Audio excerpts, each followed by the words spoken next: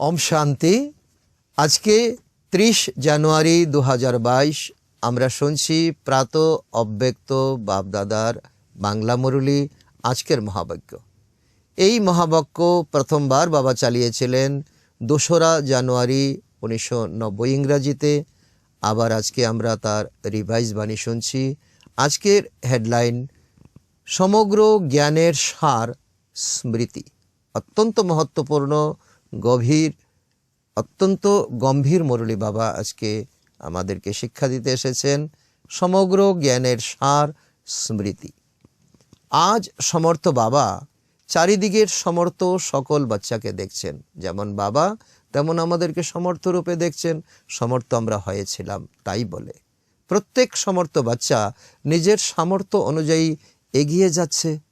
বাবা যেমন যেমন আমাদেরকে ডিরেকশন দিচ্ছে, এই সমর্থ জীবন অর্থাৎ সুখময় শ্রেষ্ঠ সফলতা সম্পন্ন অলৌকিক জীবনের আধার কি? আধার কি তাও তো আমাদের জানা দরকার। আধার হলো এক শব্দ স্মৃতি। বাস্তবে সমগ্র ড্রামাই হলো বিস্মৃতি আর স্মৃতির খেলা। এই সময় সঙ্গম যুগ চলছে স্মৃতির খেলা, আর তার আগে চলেছিল বিস্মৃতির খেলা। রাবণ এসে আমাদেরকে সব কিছু ভুলিয়ে দিয়েছিল। এখন বাবা এসে সব কিছু আমাদেরকে স্মৃতির সুইচ অন করে দিয়েছেন। স্মৃতি হচ্ছে বীজ। এটাই স্মৃতি, যে বীজ দ্বারা স্মৃতি যদি বীজ হয় তো বীজ দ্বারা বৃত্তি দৃষ্টি কৃতি সব স্থিতি পরিবর্তন হয়ে যায়। আর সেজন্য গাওয়া হয়ে থাকে যেমন স্মৃতি তেমন স্থিতি। স্মৃতি যদি সুন্দর হয় স্থিতি আমাদের ভালো থাকবে। বাবা ফাউন্ডেশন স্মৃতিকেই পরিবর্তন করেছেন। যেমন ঘরের যে ফাউন্ডেশন যদি সঠিক থাকে তো বিল্ডিং তো যতই উপরে যাক তো তা সব সময় মজবুত থাকে। ঠিক তেমনি আমাদের স্মৃতি যদি ঠিক থাকে তাহলে আমাদের এই জীবনরূপী বিল্ডিংও সবসময় সঠিক থাকবে। যখন ফাউন্ডেশন শ্রেষ্ঠ হয় তখন আপনা থেকে পুরো জীবন শ্রেষ্ঠ হয়ে যায়। তখন জীবনের শেষ প্রান্তে গিয়েও তখন কোনো অনুশোচনা থাকে না, তখন কোনো রকম অনুতাপ থাকে না। এই স্মৃতির দ্বারা তোমাদের সংসার পরিবর্তন করে নিয়েছো তোমরা। বাবা বলেছে কি, বাবা এই ছোট্ট স্মৃতি দিয়েছে আর আমাদের সংসার জীবন পরিবর্তন হয়ে গেছে। এই ঈশ্বরীয় সংসার কত প্রিয়, তাই না? যদি সেবার্থে সংসারী আত্মাদের সঙ্গে থাকছো তোমরা, মামা কাকা চাচা ভাই বোন, কিন্তু সদা অলৌকিক সংসারে তোমরা থাকছো, সবসময় মধুবন নিবাসী হয়ে থাকছো। কারণ আত্মা হিসাবে তোমাদের পরমধামে ঘর, আর এই শরীর হিসাবে তোমাদের মধুবন হলো তোমাদের আসল ঘর। একই বলা হয় থাকে স্মৃতিস্বরূপ আত্মা। স্মৃতিস্বরূপ যে পরিস্থিতি আসুক, স্মৃতিস্বরূপ অর্থাৎ সমর্থ হওয়ার কারণে পরিস্থিতিকে কি মনে হয়? বাবা বলে কি, পরিস্থিতিকে আমাদের অত্যন্ত সহজ বাবা করে দিয়েছে এই জ্ঞানের দ্বারা। এ তো খেলা। আমরা ব্রাহ্মণ বাচ্চারা মনে করি পরিস্থিতি তো খেলা, এটা পেপার। তারা কখনো ঘাবড়ে যাবে না, যত বড় পরিস্থিতি হোক না কেন। কিন্তু সমর্থ আত্মার ক্ষেত্রে লক্ষ্যে পৌঁছানোর জন্য সেই সবই কিন্তু এক সাইড সিন, রাস্তার এক সাইডের দৃশ্য মনে হবে। সাইড সিন তো ভালো লাগে, তাই না? পয়সা খরচ করে সাইড সিন দেখতে যাও তোমরা। আজকাল এখানেও আবু দর্শন করতে যাও, তাই না? রাস্তায় যদি সাইড সিন না থাকে তবে কি রাস্তা ভালো লাগবে?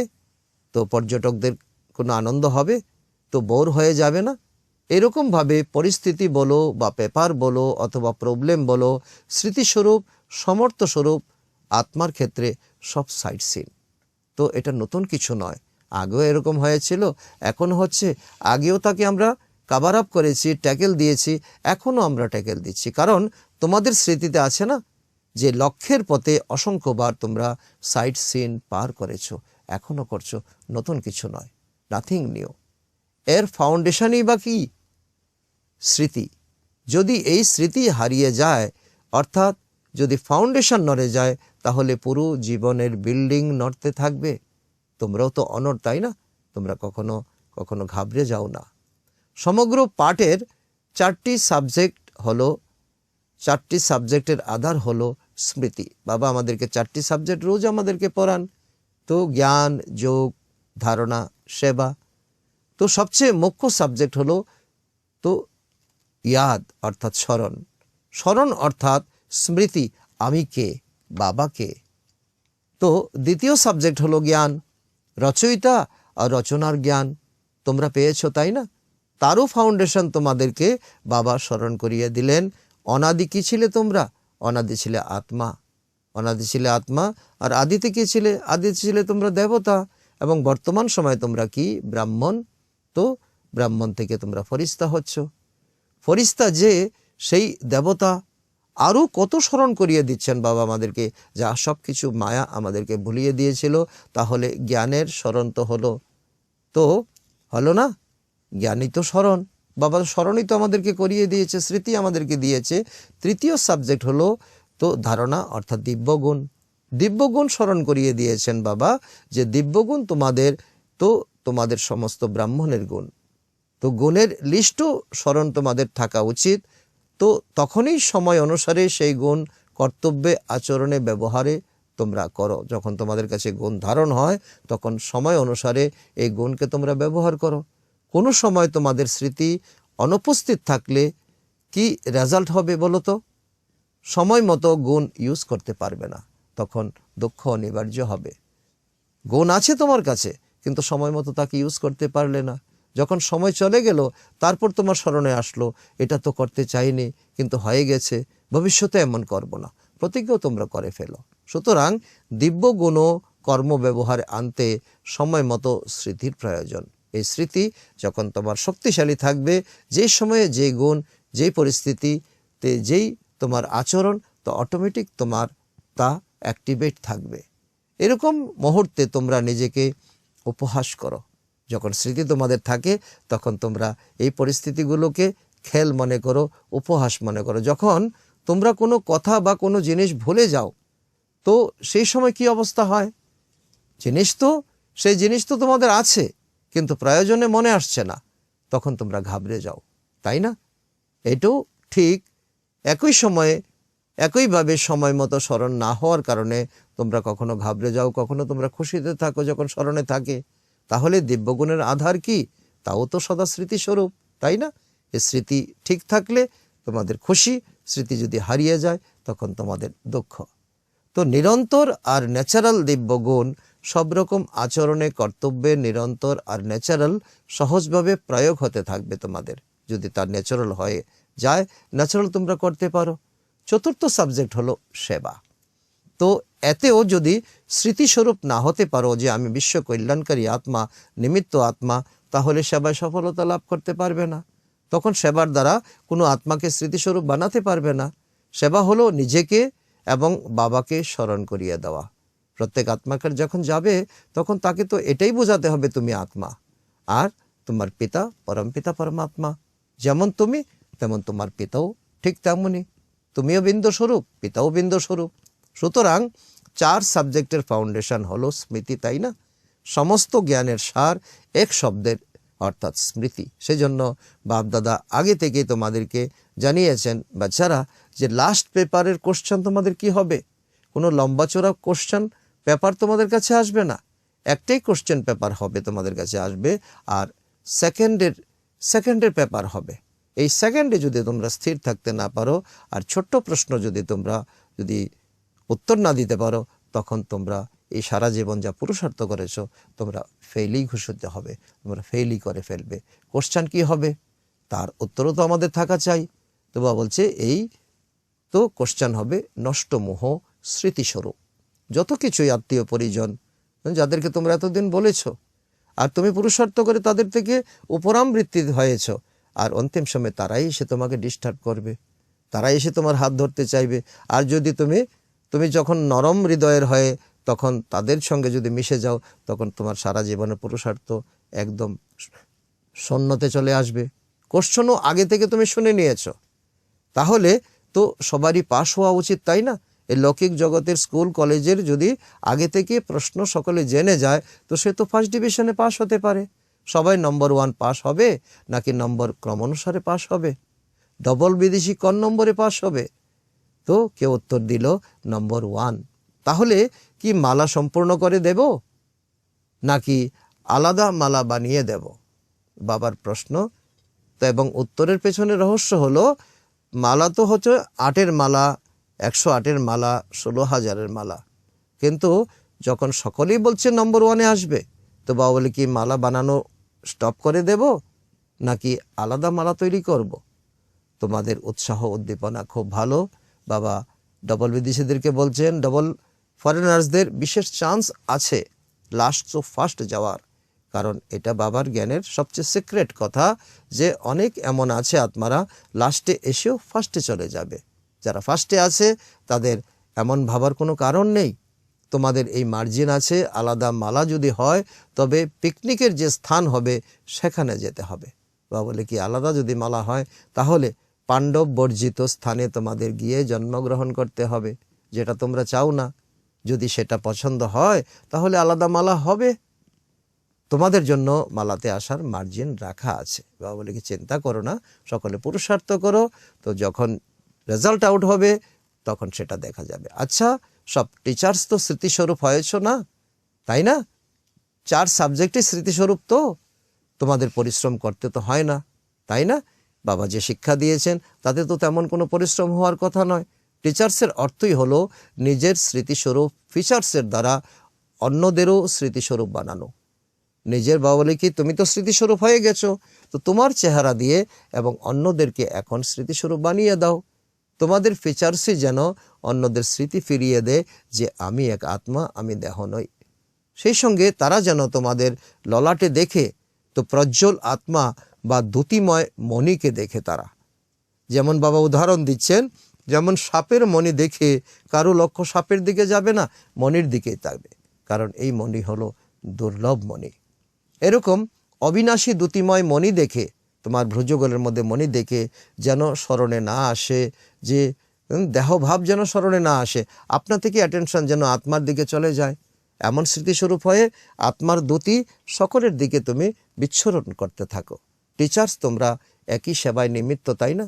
যারা বিস্মৃত তাদের স্মৃতি ফিরিয়ে আনিয়ে দেওয়া, যারা পথভ্রষ্ট, যারা রাস্তা ভুলে গেছে তাদেরকে আবার রাস্তাতে ফিরিয়ে আনা, এটাই তো তোমাদের সেবা।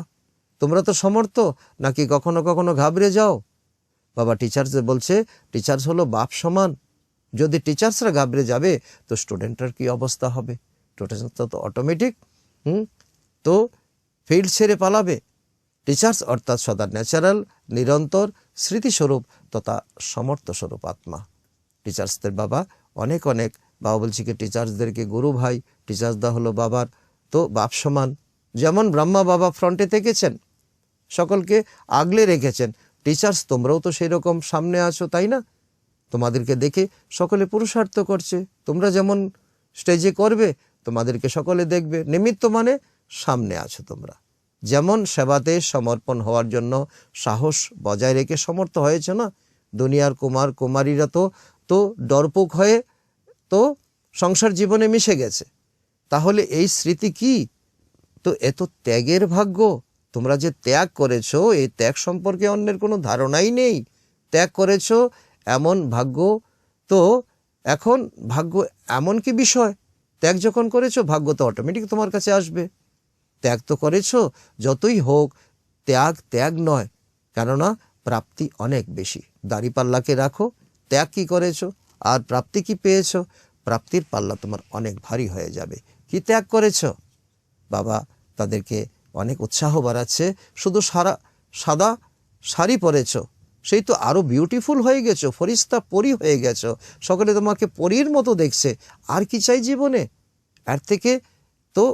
এর থেকে দ্যুতিময় জীবন আর কি চাও?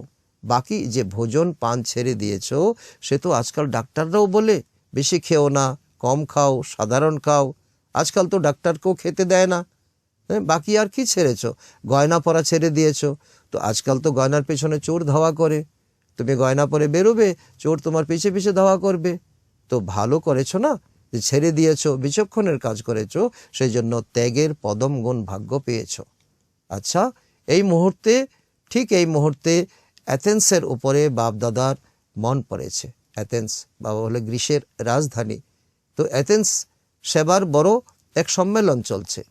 তারাও বাপদাদাকে খুব মনে করছে, কারণ ভারত থেকে অনেক অনেক সেবাধারী গেছে, সেখানে গিয়ে বাবার সেবা করছে। সেখানে তারাও হাত লাগিয়ে তাদের সঙ্গে মিলেমিশে সেবা করছে, সম্মেলন চলছে।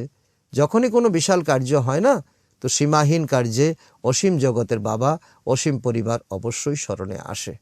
বাবা বলছে কি, এখন তো আমার মনে পড়ছে তাদের কথা, তারা সেখানে অনেক বড় সেবা করছে। যে বাচ্চারাই ওখানে গেছে সকলে সাহসী বাচ্চা, যারা নিমিত্ত হয়েছে তাদের সাহস কার্যকে শ্রেষ্ঠ আর অটল বানায়। তো বাবার স্নেহ আর বিশেষ আত্মাদের শুভ ভাবনা, শুভকামনা বাচ্চাদের সাথে আছে। বুদ্ধিমানদের বুদ্ধি যে কোনো কাউকে নিমিত্ত বানিয়ে আপন কার্য দ্রুত ও দক্ষতার সঙ্গে বের করে আনে। বাবা বলছে কি, যাদেরকে বাবা নিমিত্ত বানিয়েছেন, তো তাদেরকে দিয়ে বাবা কার্যকে একদম গুছিয়ে আনার জন্য বাবা তাদেরকে দায়িত্ব দিয়েছেন। সেই জন্য নিশ্চিন্ত বাদশাহ হয়ে, লাইট হাউস মাইট হাউস হয়ে শুভ ভাবনা, শুভকামনার ভাইব্রেশন ছড়াতে থাকো। এখন সারা বিশ্বের সকল দেশে দেশে বাবার এই জ্ঞান ছড়িয়ে পড়তে থাকবে। সকল আত্মাদেরকে বাবা রক্ষা করার জন্য এই বাবা বিশেষ সেবার পাঠ চালু করেছে। প্রত্যেক সার্ভিসেবল বাচ্চাকে নাম আর বিশেষত্ব সহ বাপদাদা স্মরণের স্নেহ সম্মান দিচ্ছেন এবং ইয়াদ পেয়ার দিচ্ছেন। আচ্ছা, সদা নিরন্তর স্মৃতিস্বরূপ সমর্থ আত্মাদের সদা স্মৃতিস্বরূপ হয়ে সব পরিস্থিতিকে সাইট সিন অনুভবকারী বিশেষ আত্মাদেরকে সদা বাবা সমান চারিদিকের স্মরণের তরঙ্গ ছড়িয়ে দেওয়া মহাবীর বাচ্চাদের সদা তীব্র গতিতে যারা পাস উইথ অনার হয়, সেই মহারথী বাচ্চাদেরকে বাপদাদার স্মরণের স্নেহ সমন আর নমস্কার। তো বাপদাদাকেও আমাদেরকে বাবা আমাদেরকে উপরে উঠিয়েছেন, সমর্থ বানিয়েছেন, তার জন্য বাপদাদাকেও আমাদের বাচ্চাদের তরফ থেকে অনেক অনেক ইয়াদ পেয়ার, স্নেহ সমন এবং ভালোবাসা।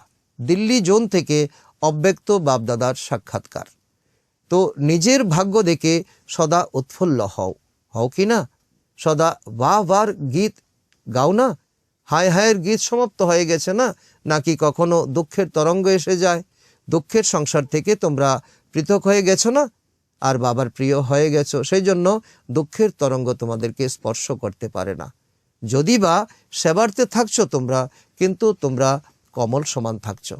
কমল পুষ্প কাদামাটি থেকে বেরিয়ে যায় না, কাদামাটিতেই থাকে, জলেই থাকে, কিন্তু স্বতন্ত্র হয়ে থাকে। তোমরা কি এমন স্বতন্ত্র হয়েছ? স্বতন্ত্র হওয়ার লক্ষণ হলো যত পৃথক হবে তত বাবার প্রিয় হবে, আপনা থেকেই বাবার ভালোবাসা অনুভব হবে, আর এই পরমাত্মা ভালোবাসা ছত্রছায়া হয়ে যাবে। বাবা বলছি কি, পরমাত্মার ভালোবাসা ছত্রছায়া, এটা সাধারণ কথা না দুনিয়ার জন্য। যার উপরে ছত্রছায়া হয় সে তো কত সেফ থাকে, যত বিঘ্ন, যত পরিস্থিতি, যত দুর্ভোগ, সকল কিছু থেকে সেফ থাকে। যার উপরে পরমাত্মার ছত্রছায়া আছে সে কি করতে পারে? সেই জন্য তোমরা এই গরিমায় থাকো যে আমরা পরমাত্মা ছত্রছায়ায় থাকি। অভিমান নয়, কিন্তু আত্মিক গর্ব। বডি কনসাস যদি হবে তো অভিমান আসবে, আত্ম অভিমান হবে তো অভিমান আসবে না। কিন্তু আত্মিক মান মর্যাদা তোমাদের থাকবে, আর যেখানে মান মর্যাদা বিদ্যমান থাকবে সেখানে বিঘ্ন হতেই পারে না। হয় চিন্তা হবে, না হয় মর্যাদা হবে, একসাথে দুটো হবে না। মর্যাদাও থাকবে, চিন্তাও থাকবে, তো দুটো তো একসঙ্গে থাকবে না। চিন্তা ছেড়ে দাও, মর্যাদা আসবে, চিন্তা থাকবে তো চিন্তাতে থাকবে। সর্বোত্তম ডাল রুটি দিতে বাপদাদা আমাদের কাছে বাধা আছেন। বাবা বলে কি, আমি তোমাদেরকে বচন দিয়েছি, আমি তোমাদেরকে বাধা দিয়েছি, তোমাদের ছত্রছায়া দেব, তোমাদেরকে ডাল রুটি দেব, তোমাদেরকে বস্ত্র দেব, তোমাদের ভরণ পোষণ দেব। রোজ 36 প্রকারের ভোজন তোমরা হয়তো পাবে না, কিন্তু ভালোবাসার ডাল রুটি অবশ্যই তোমরা প্রাপ্ত করবে। এটা নিশ্চিত, কেউ তা প্রতিরোধ করতে পারবে না। সুতরাং চিন্তা কিসের তোমাদের? দুনিয়ার তাদের চিন্তা থাকে যে আমরা খাবো, আমাদের পরবর্তী প্রজন্মও খাবে, সেজন্য তো আমরা কামাই করছি। সুতরাং তোমরাও ক্ষুধার্ত থাকবে না, তোমাদের পরবর্তী প্রজন্ম ক্ষুধার্ত থাকবে না। বাবা এই বরদান আমাদেরকে দিচ্ছেন। তোমাদের আর কি প্রয়োজন? ডানলুপের বালিশ চাই কি? ডানলুপের বালিশ বা বিছানায় ঘুম আসবে যদি তোমাদের চিন্তা থাকে? চিন্তা থাকলে কখনো তোমাদের, আরও যদি সুখের বিছানা হয় সেখানেও তোমাদের ঘুম আসবে না। নিশ্চিন্ত হলে মাটিতেও যদি তোমরা শোবে তো ঘুম তোমাদের এসে যাবে। আর যদি 2 হাতকে বালিশ বানিয়ে নাও তাহলে ঘুম তোমাদের অটোমেটিক আসবে যখন তোমরা নিশ্চিন্ত জীবনে থাকবে। যেখানে ভালোবাসা আছে সেখানে শুকনো রুটি 36 প্রকারের ভোজন মনে হবে। সেজন্য নিশ্চিন্ত বাদশাহ হও, যেটা তোমাদের এখন বাবা তোমাদেরকে তৈরি করতে চাইছেন। নিশ্চিত থাকার এই বাদশাহী সবচাইতে শ্রেষ্ঠ। যদি মুকুট পরে সিংহাসনে বসে চিন্তা করতে থাকো তাহলে কি সিংহাসন হলো সেটা? নাকি চিন্তা? সেটা সিংহাসন নয়, সেটা চিন্তার সিংহাসন। ভাগ্য বিধাতা ভগবান তো তোমাদের শ্রেষ্ঠ ভাগ্যের রেখা টেনে দিয়েছেন, তাই না? নিশ্চিন্ত বাদশাহ তোমরা হয়ে গেছো। ওই টুপি কিংবা চেয়ারের বাদশাহ নও, নিশ্চিন্ত বাদশাহ। কোনো চিন্তা আছে তোমাদের? নাতিপোতা নাতি নাতনিদের চিন্তা আছে? তোমাদের কল্যাণ হয়েছে তো তাদের অবশ্যই কল্যাণ হবে। সুতরাং সদা নিজের ললাটে শ্রেষ্ঠ ভাগ্যের রেখাকে দেখতে থাকো। বাহ, আমার শ্রেষ্ঠ ঈশ্বরীয় ভাগ্য। ধন সম্পত্তির ভাগ্য নয়, ঈশ্বরীয় ভাগ্য।